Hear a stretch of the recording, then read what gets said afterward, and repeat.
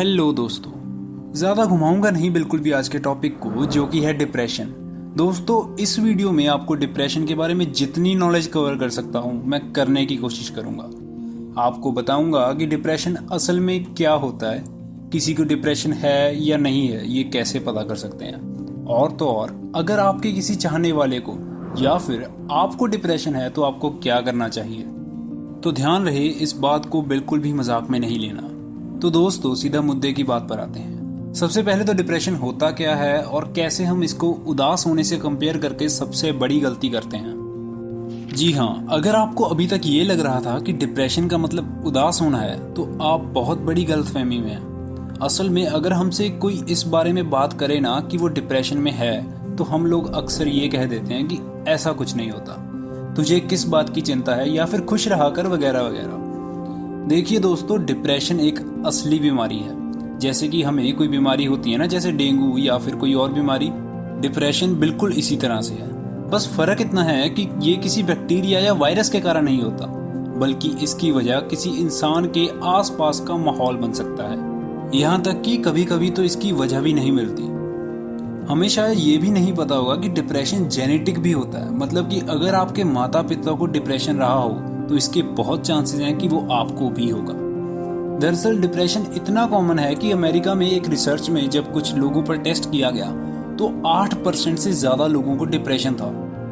मतलब अगर हम आपके आसपास से 100 लोगों के टेस्ट करें ना, तो उनमें से 8 लोग ऐसे होंगे जिन्हें ये बीमारी होगी। और तो और दोस्तों, ये जो मैंने रिपोर्ट आपको अभी बताई, ये रिपोर्ट 2013 की है और मॉडर्न लाइफस्टाइल्स के कारण अकेलापन बढ़ता जा रहा है, जिस वजह से इस परसेंटेज में काफी बढ़ावा आया है। इसीलिए डिप्रेशन एक बहुत ही ज्यादा सीरियस टॉपिक है, जिस बारे में आपको गहराई तक पता होना बहुत जरूरी है। अब मैं आपकी एक और गलतफहमी दूर करना चाहूंगा, जो कि है डिप्रेशन सिर्फ एक मेंटल बीमारी है, यानी कि इसका असर सिर्फ दिमाग में ही होता है। देखिए, ऐसा बिल्कुल नहीं है। डिप्रेशन का असर दिमाग के साथ साथ शरीर पर भी देखा जाता है, जैसे कि वजन का कम होना या एकदम से ज्यादा बढ़ जाना। इसके अलावा कांस्टेंट हेडेक, सांस की कमी होना या फिर तनाव, ये सब शरीर पर असर दिखाई देते हैं। लेकिन ये सब जो सिम्टम्स है ना, ये काफी कॉमन सिम्टम्स हैं, इसलिए ऐसा जरूरी नहीं कि जिसको भी ये सिम्टम्स होंगे उसको डिप्रेशन होगा ही। और तो और इस बात का फैसला अपने आप करना कि हमें डिप्रेशन है या नहीं है, ये बहुत ही गलत फैसला हो सकता है।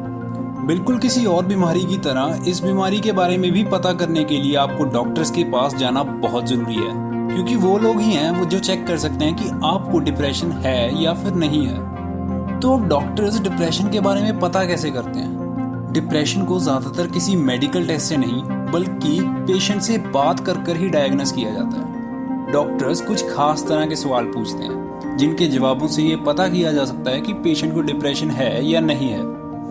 इसके अलावा ब्लड टेस्ट भी किया जा सकता है, जिससे कुछ हद तक डिप्रेसिव सिम्टम्स का पता लगाया जा सकता है।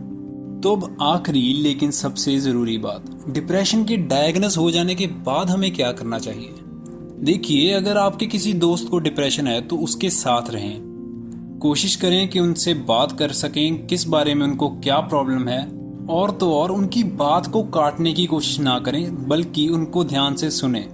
जब आपको कुछ हद तक बातें समझ आने लगे तो आप उसके डॉक्टर के पास ट्रीटमेंट के लिए जरूर लेकर जाएं, क्योंकि इसका सही इलाज वहीं हो सकता है।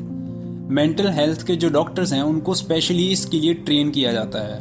वो पेशेंट से बात करके उनकी प्रॉब्लम्स को सॉल्व कर सकते हैं, ताकि उनके दिमाग से डिप्रेसिंग ख्याल निकाल सकें।